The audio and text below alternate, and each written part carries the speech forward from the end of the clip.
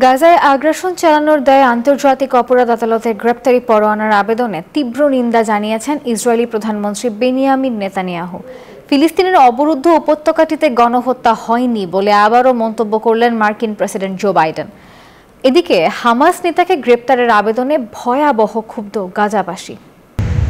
গাজায় বর্বর হামলা চালানোর দায়ে সোমবার ইসরায়েলি প্রধানমন্ত্রী বেনিয়ামিন নেতানিয়াহুর বিরুদ্ধে গ্রেপ্তারি পরোয়ানা জারির অনুরোধ জানান আন্তর্জাতিক অপরাধ আদালতের প্রধান প্রসিকিউটর।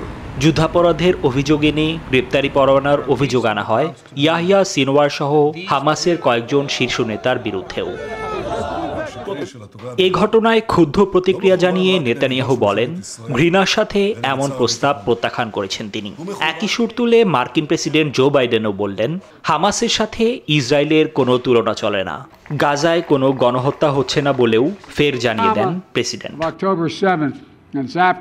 স্পষ্ট ভাষায় বলছি, ইসরায়েলি নেতাদের বিরুদ্ধে গ্রেফতারি পরোয়ানার জন্য আইসিসির আবেদন প্রত্যাখ্যান করছি আমরা। সোমবার মার্কিন সিনেটের ডেমোক্রেটিক ও রিপাবলিকানরা আইসিসির এই আবেদনের নিন্দা জানিয়ে একে লজ্জাজনক বলে আখ্যা দিলেন।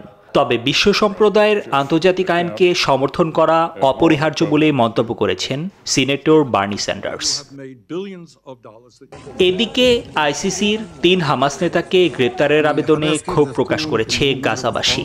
এর মাধ্যমে অত্যাচারের শিকার লোকদেরই জল্লাদ হিসেবে উপস্থাপন করা হচ্ছে বলে দাবি তাদের।